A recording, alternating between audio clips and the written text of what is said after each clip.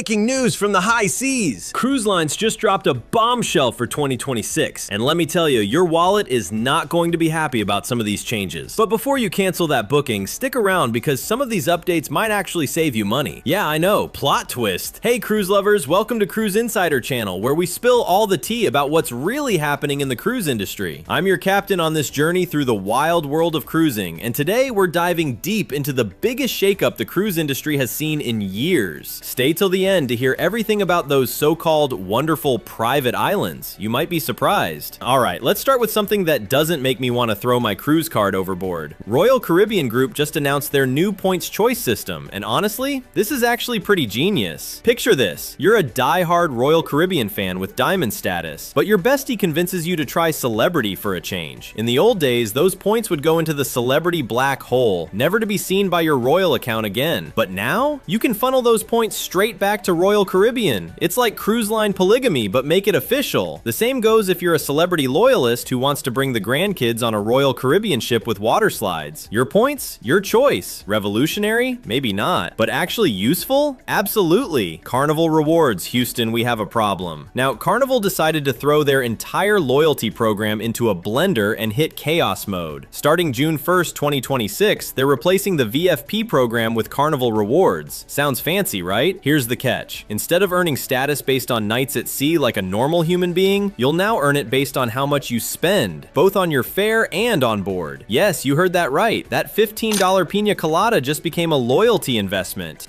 Now, some people love this because, hey, more ways to earn points. But others are like, wait, so my budget-friendly 3-day cruise to the Bahamas counts for basically nothing now? Exactly. The good news, if you're already Platinum or Diamond, you keep it until the switch. And if you reach Diamond before June 2026, congratulations, you get to keep that lifetime status. Carnival heard the angry mob at their gates and threw us that bone. Norwegian's $5 second entree fee, really? Let's talk about everyone's favorite topic, fees. Because nothing says all-inclusive vacation like surprise charges, am I right? Norwegian Cruise Line just decided that if you want a second entree in the main dining room, that'll be $5, please. Now, to be fair, they say this is about reducing food waste, and I get it, nobody wants to see good food go to waste. But let's be real, this was free yesterday, and now it costs money. That's the definition of taking something away. Don't panic though, you can still order 47 appetizers and desserts if you want. The buffet is still there, you won't starve, but it's the principle of the thing, you know? Speaking of Norwegian, they've got another surprise for you at Great Stirrup Cay. Remember that beverage package you paid good money for? Yeah, it doesn't work on their private island anymore. Starting March 2026, you'll need to buy a separate package for the island. Now, water, iced tea, and lemonade are still included, so you won't die of thirst. But if you want anything beyond that, time to open the wallet again. It's like going to an amusement park where your ticket doesn't include rides. Wait,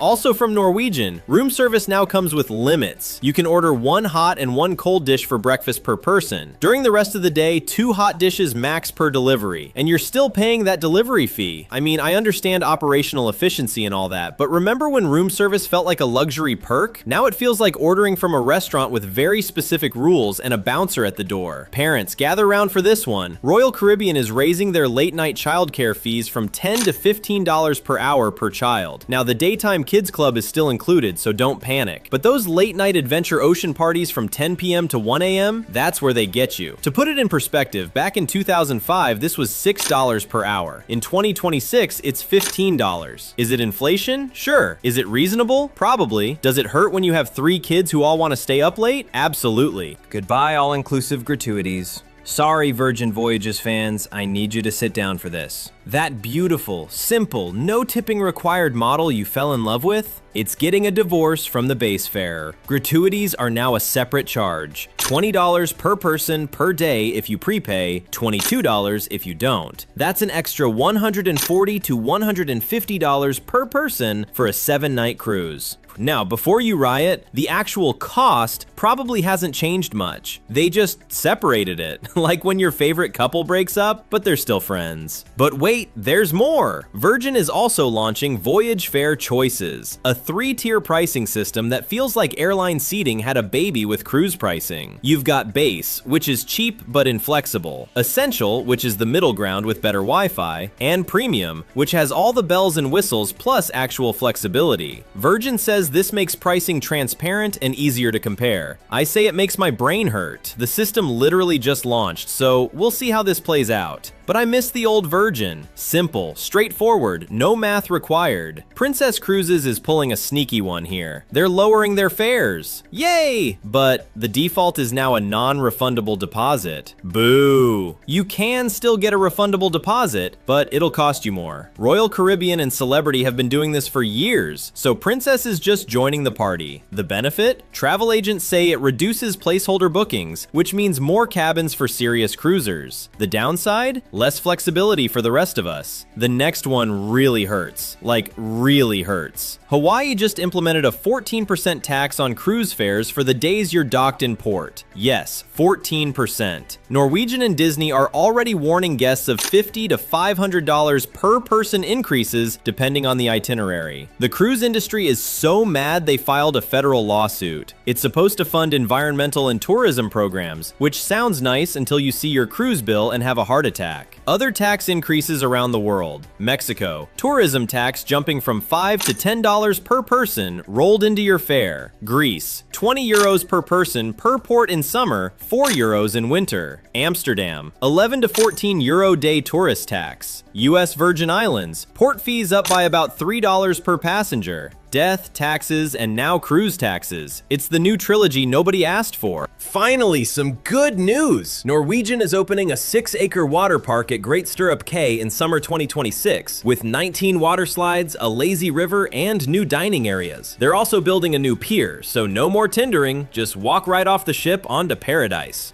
Yes, your beverage package won't work there, as we discussed earlier, but at least the destination is leveling up. Royal Caribbean is going hard with their Royal Beach Clubs. And I need to clarify, these are not private islands. They're exclusive beach club destinations that require a day pass. Royal Beach Club Paradise Island, Nassau. Opening soon, about $170 per person for an all-inclusive day pass. Royal Beach Club Santorini, Greece. Summer 2026, around $280 per person. Currently on sale for closer to $200. Royal Beach Club Mexico. Late 2026, west coast of Mexico. These places look absolutely stunning in the concept art. But here's the debate. Should cruise lines be building these premium, extra-cost destinations? Or should everything at ports of call be included? I genuinely want to hear your thoughts on this. So there you have it, cruisers. 2026 is shaping up to be one wild year for cruising. Some changes are genuinely exciting, like those water parks and loyalty program flexibility. Others are... well, let's just say your wallet might need a vacation after paying for your vacation. My advice? Stay informed, read the fine print, and budget for those surprise fees and taxes. The cruise industry is evolving, and we need to evolve with it, preferably while holding a tropical drink and enjoying the ocean view. Before you book your next cruise, you need to know about the mistakes that could get you denied boarding. I'm talking about showing up at the terminal only to hear, "Sorry, you're not getting on this ship." Watch my video, They Won't Let You Board. 15 cruise mistakes cruisers make, where I break down the shocking reasons people get turned away at the gangway. Some of these will blow your mind. Simple mistakes that cost people thousands of dollars. The link is in the description below. Trust me, watching that video could save your entire vacation. Don't be the person crying at the port while everyone else sips cocktails on the Lido deck. If you found this video helpful, please smash that like button, subscribe to Cruise Insider channel, and hit the notification bell so you never miss an update. We're your first-class ticket to cruise industry news that actually matters. Now I want to hear from you. Are you excited about these changes? Terrified? Already booking 2027 to avoid the drama? Drop your thoughts in the comments below. I read every single one. Thanks for sailing with Cruise Insider channel. Until next time, smooth sailing, friends.